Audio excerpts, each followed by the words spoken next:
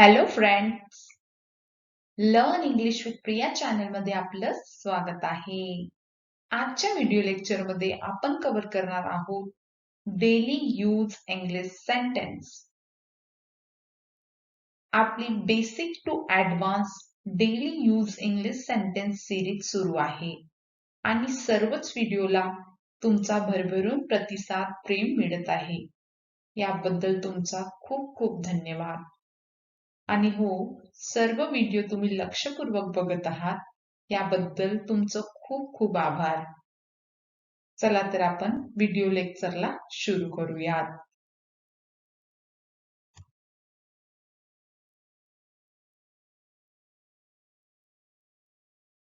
वाक्यामध्ये use to चा उपयोग कसं करायचं आपण ते आज शिकणार आहोत. फर्स्ट आहे use to live in Mumbai. मी मुंबईत राहायचो. एखाद्या व्यक्तीला तुम्हाला सांगायचं आहे की मी मुंबईत राहायचो तर तुम्ही कसं सांगणार? I use to live in Mumbai.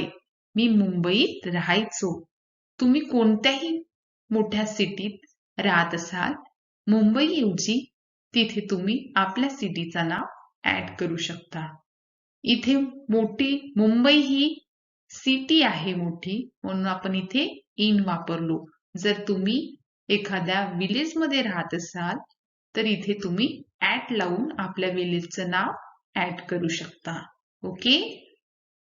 Next, I use to go to the beach every day. I use to go to the beach every day. मी रोज बीचवर जायचो. एखाद्या व्यक्तीला तुम्हाला सांगायचं आहे की मी रोज बीचवर जायचो तर तुम्ही कसं सांगणार? I use to go to the beach every day. मी रोज बीचवर जायचो. Next, I use to like vegetable. मला भाजी आवडायची. समोरच्या व्यक्तीला तुम्हाला सांगायचं आहे की मला भाजी आवडायची तर तुम्ही कसं सांगणार? I use to like vegetable. मला भाजी आवडायची. I use to sing a song. मी गाणे म्हणायचे. समोरच्या व्यक्तीला तुम्हाला सांगायचं आहे की मी गाणे म्हणायचे तर मग तुम्ही कसं सांगणार? I use to sing a song. I use to sing a song. मी गाणे म्हणायचे. Next,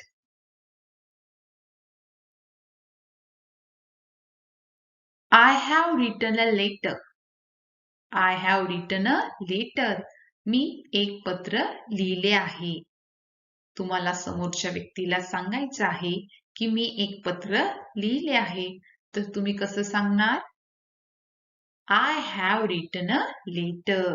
I have written a letter. Next, I used to develop websites. I used to develop websites. Me website develop करायचो. तुम्ही website develop करायचे तर ते समोरच्या व्यक्तीला तुम्हाला सांगायचं आहे तर तुम्ही कसं सांगणार? I use to develop websites. Next, I use to paint. मी रंगकाम करायचो. तुम्ही रंगकाम करायचे हे समोरच्या व्यक्तीला तुम्हाला सांगायचं आहे ते तुम्ही कसं सांगणार? I use to paint. I use to paint. I use to work from home. मी घरून काम करायचो. कोरोनाच्या काळात तुम्ही घरून काम करायचे ते तुम्हाला समोरच्या व्यक्तीला सांगायचं आहे तर तुम्ही कसं सांगणार? I use to work from home. I use to work from home. मी घरून काम करायचो.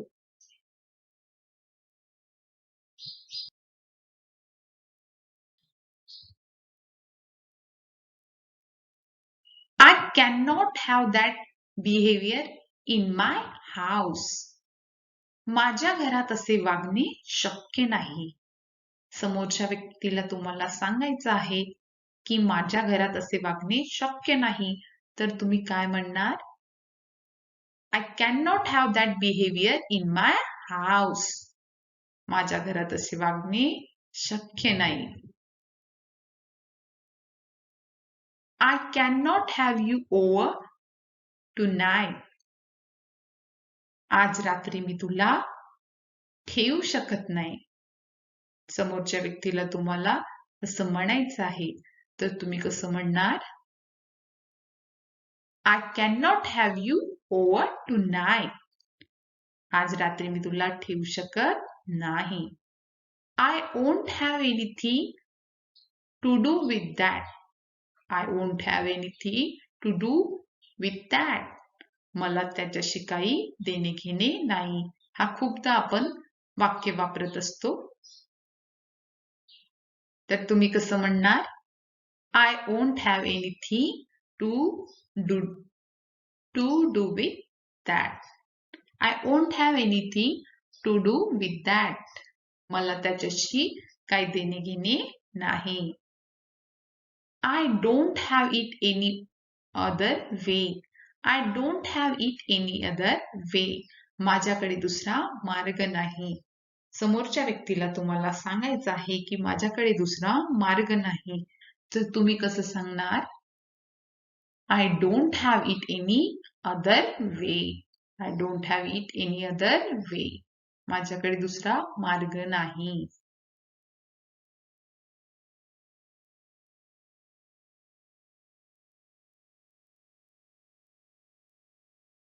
I am gonna take English classes. मी इंग्रजीचे वर्ग घेणार आहे.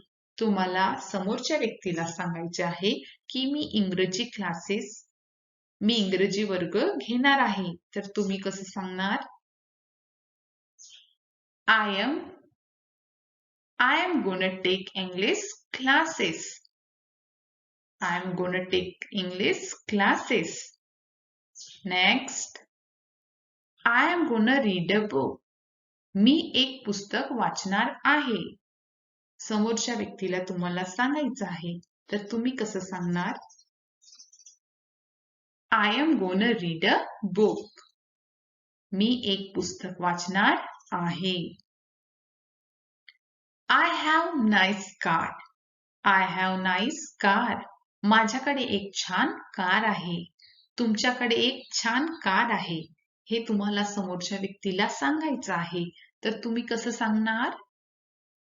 I have nice car. I have nice car. I have a headache. I have a headache. माझे डोके दुखतंय. तुमचे डोकं दुखतंय, तर तुम्ही काय सांगाल समोरच्या व्यक्तीला? I have headache. I have headache.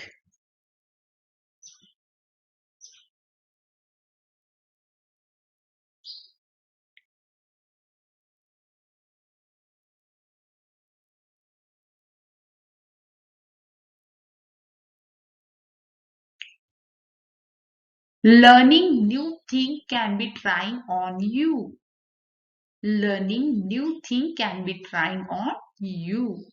नवीन गोष्ट शिकणे तुमच्यासाठी प्रयत्नशील असू शकते.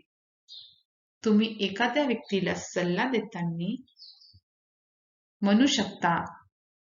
ह्या वाक्याचा उपयोग तुम्ही करू शकता. बघा, learning new things can be trying on you. म्हणजे नवीन गोष्टी शिकणे तुमच्यासाठी प्रयत्नशील असू शकते. I was very trying on my job. I was very trying on my job. मी माझ्या कामासाठी खूप प्रयत्न करत होतो. हा वाक्य तुमच्या लाईफमध्ये तुम्हाला बोलायची संधी मिळू शकते. तर तुम्ही काय म्हणणार? I was very trying on my job. मी माझ्या कामासाठी खूप प्रयत्न करत होतो.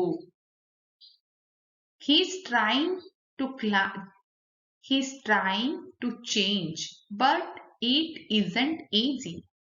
He's trying to change, but it isn't easy. तो बदलण्याचा प्रयत्न करीत आहे, परंतु ते सोपे नाही. आपण एखाद्या व्यक्तीला दुसऱ्या व्यक्तीबद्दल सांगत आहोत, तर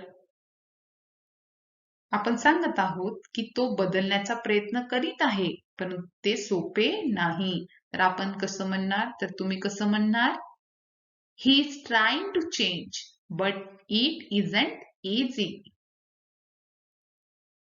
The boys lost no time in trying it. The boys lost no time in trying it. मुलांनी प्रयत्न करण्यात वेळ गमावला नाही. मुलांनी प्रयत्न करण्यात वेळ गमावला नाही. आपल्याला समोरच्या व्यक्तीला सांगायचे आहे की त्या मुलांनी प्रयत्न करण्यात वेळ गमावला नाही. तर तुम्ही कसं सांगणार? The boys lost no time in trying it. आपले सर्व सेंटेन्स कव्हर झालेले आहेत. आय होप सर्व सेंटेन्स तुम्हाला खूप चांगल्याने समजले असणार.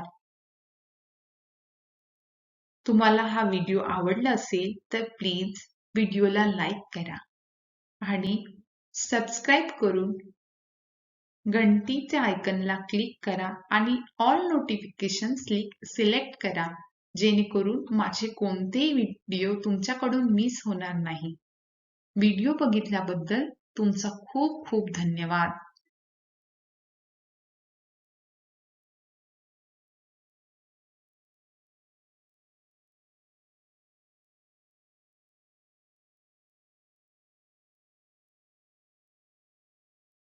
Thank you for watching.